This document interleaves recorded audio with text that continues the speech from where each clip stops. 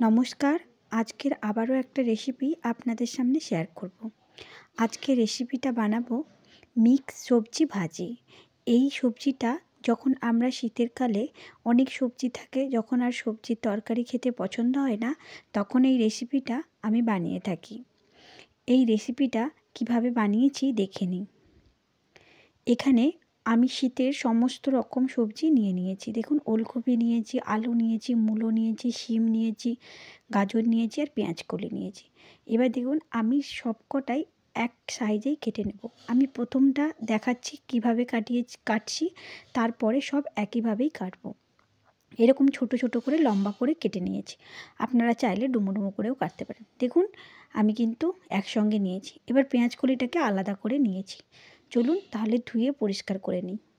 এরপরে আমি একটা কড়া নিয়েছি। কড়াতে অল্প পরিমাণে সরষে তেল দিয়েছি। আমি কিন্তু নিত্য নতুন যে রান্নাগুলো বাড়িতে করে থাকি সেইগুলোই আপনাদের সামনে শেয়ার করি। এবার দেখুন, কড়াতে গোটা জিরে হাফ চামচ আর গোটা কালো জিরে হাফ চামচ আর শুকনো লঙ্কা দুটো ফোড়ন দিয়ে এবার সবজিগুলো দিয়ে দেবো। পেঁয়াজকলিটা আমি এখন দিইনি, পরে দেব। দিয়ে কিছুটা হাই হিটে ভালো করে ভেজে নেব। জল কাটা কিন্তু যাবে না। আপনি যদি গ্যাসের ফ্লেমটা লো করে লবণ দেন তাহলে কিন্তু জল বেরিয়ে যাবে। এইভাবে 2 থেকে 3 মিনিট ভাজার পর আমি এখানে পেঁয়াজকলিটা দিয়ে দিলাম। দেখুন, দিয়ে ভালো করে ভেজে নিতে হবে। আমি আমাদের বাড়িতে যেসব রান্না হয় আমি সেগুলোই আপনাদের সামনে শেয়ার করি। এক্সট্রাভাবে কিন্তু আমি কোনো কিছু আপনাদের সামনে শেয়ার করি না। যতক্ষণ এইটা ভাজা হচ্ছে ততক্ষণ আমি একটা পেঁয়াজ ছোট ছোট করে কেটে নিয়েছিলাম। এরপর পেঁয়াজটা দেব। আগে তেলের মধ্যে পেঁয়াজ দিলে পেঁয়াজটা একদম ভাজা হয়ে যাবে, তখন আর মুখে না পড়লে ভালো লাগবে না। আমি এখানে ছোট করে কাঁচা লঙ্কাও কেটেছিলাম, ছোট ছোট করে কাঁচা লঙ্কার পেঁয়াজটা দিয়ে দিলাম। আবারও প্রায় 2 থেকে 3 মিনিট মতো ভেজে নেব। এইভাবে ভাজতে ভাজতেই কিন্তু আমি সবজিগুলোকে সেদ্ধ করে নেব। এরপর এখানে আমি দিয়ে দেব স্বাদ মতো লবণ। লবণটা আপনারা পরিমাণ মতো দেবেন। এবার দেখুন, আবারও 2 থেকে 3 মিনিট ভেজে নেব। আমি কিন্তু হলুদ দিইনি, কিছুটা সেদ্ধ হওয়ার পর হলুদ দেব, না হলে কড়াতে লেগে যাবে।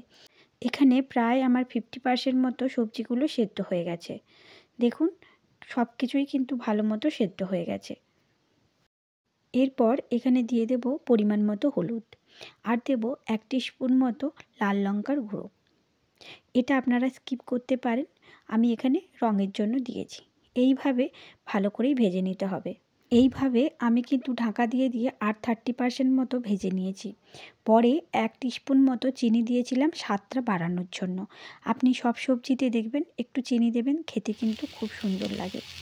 দেখুন, আমার কিন্তু এই সবজিটা একদম রেডি। আমার এই রেসিপিটা আপনাদের যদি ভালো লেগে থাকে তাহলে নিজেরা বানিয়ে অবশ্যই কমেন্ট করে জানাবেন কেমন হয়েছে। আর যদি ভালো লেগে থাকে একটা লাইক দেবেন। খুব ভালো লেগে থাকলে বন্ধু আর ফ্যামিলির সঙ্গে শেয়ার করবেন। আর আমার পরবর্তী ভিডিও যদি দেখতে চান তাহলে সাবস্ক্রাইব করে পাশে থাকবেন। চলুন, দেখা হচ্ছে পরের ভিডিওতে।